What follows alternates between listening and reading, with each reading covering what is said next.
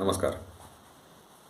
मैं गौरव आप सभी को अपने चैनल गौरव भारत में स्वागत करता हूँ। कल से एक बहस छिड़ी हुई है पूरे देश में, कुछ लोगों के द्वारा, जो नरेंद्र मोदी द्वारा बांग्लादेश में की सत्याग्रह के बारे में बात किए थे कि हम लोग जेल जाना पड़ा बांग्लादेश के जाति में। उसी को लेकर बहस छिड़ी हुई है पूरे देश में, पूरे विपक्षी नेताओं द्वारा या बहुत से लोगों द्वारा पूछा जा रहा था, मीम्स बनाए जा रहे हैं इनको लेकर।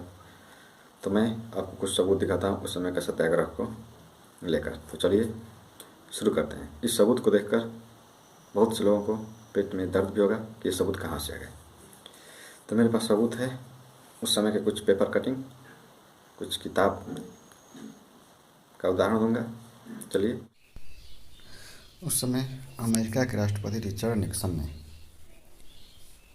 1971 में भारत को चेताया था कि भारत पूर्वी पाकिस्तान की तरफ देखने की हिम्मत ना करे। निक्सन के इस बयान के खिलाफ जनसंघ के नेता अटल बिहारी वाजपेयी और लाल कृष्ण आडवाणी ने पूरे भारत से लोगों को बुलाकर दिल्ली में चाणक्यपुरी स्थित अमेरिकी दूतावास के सामने सत्याग्रह करने का आह्वान किया।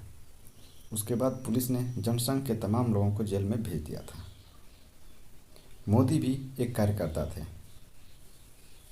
उस समय जो जेल भेजे गए थे, जिसका जिक्र एक पुस्तक में भी किया था।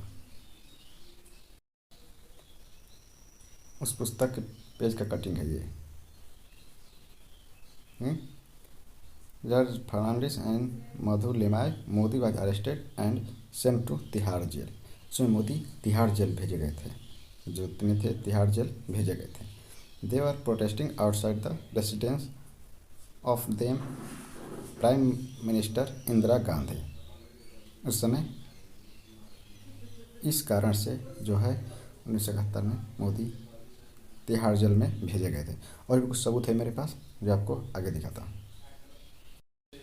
उसमें पेपर कटिंग भी था, एक पेपर कटिंग उस समय का द इकोनॉमिक्स टाइम्स का है, टाइम.com का पिक है, पेपर कट है। पिक में क्या दिया है? As Jansangh president Vajpayee addresses a mammoth rally in Delhi in August 1971 demanding the immediate recognition of Bangladesh by the Indian government. ये पेपर कटिंग का इकोनॉमिक टाइम्स का, और आज भी आप देख सकते हैं। और इसमें देखिए क्या दिया है?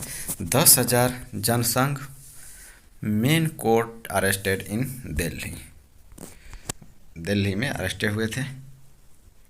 10,000 जनसंघ वर्कर्स इंक्लूडिंग 1200 वोमेन, 12 अगस्त का है, 12 अगस्त को हुए थे, arrested today on the 12th and last day of the recognise Bangladesh satyagraha. Bangladesh satyagraha में ये हुए थे, लास्ट दिन अरेस्ट हुए थे 10,000 जनसंघ के कार्यकर्ता। और इसमें है पेपर कट एक 600 Jansangh men court arrested. Patel Chowk near parliament house today defying provisional order in the area the recognition of Bangladesh. ये भी है। The volunteer carried placard and student anti Yahya Khan slogan.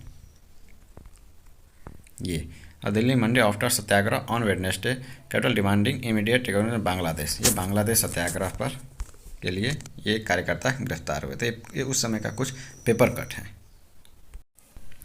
उस समय बांग्लादेश सरकार द्वारा वाजपेयी को दिया गया प्रशस्ति पत्र ये रैली के बारे में बताता है, जो पीएम मोदी ने 1978 में लिखी एक किताब में बांग्लादेश सत्याग्रह के दौरान तिहाड़ जाने के बारे में भी लिखा था।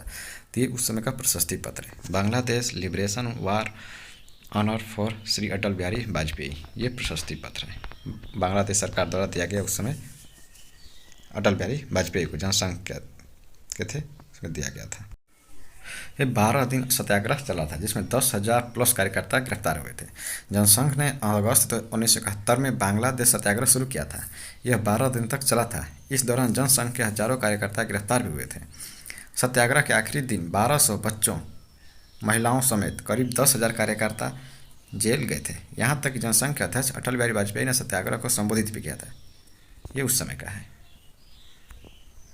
जो 10,000 कार्यकर्ता गिरफ्तार हुए थे। तो ये सबूत बहुत काफ़ी होगा समझने के लिए कि उस समय सत्याग्रह हुआ था। नहीं तो जो सबूत भी नहीं मानता, जो किसी को नहीं मानता, तो उसके लिए तो कुछ काफ़ी नहीं होगा। दो किताब है, एक है Narendra Modi the game changer भाई सुदेश वर्मा, उनके द्वारा लिखित किताब है, वो पढ़ लीजिएगा। या एक और गुजराती में आया था, उस समय 1978 में छपी थी, एक किताब था गुजराती संघर्ष, गुजराती संघर्ष, गुजराती भाषा में आता।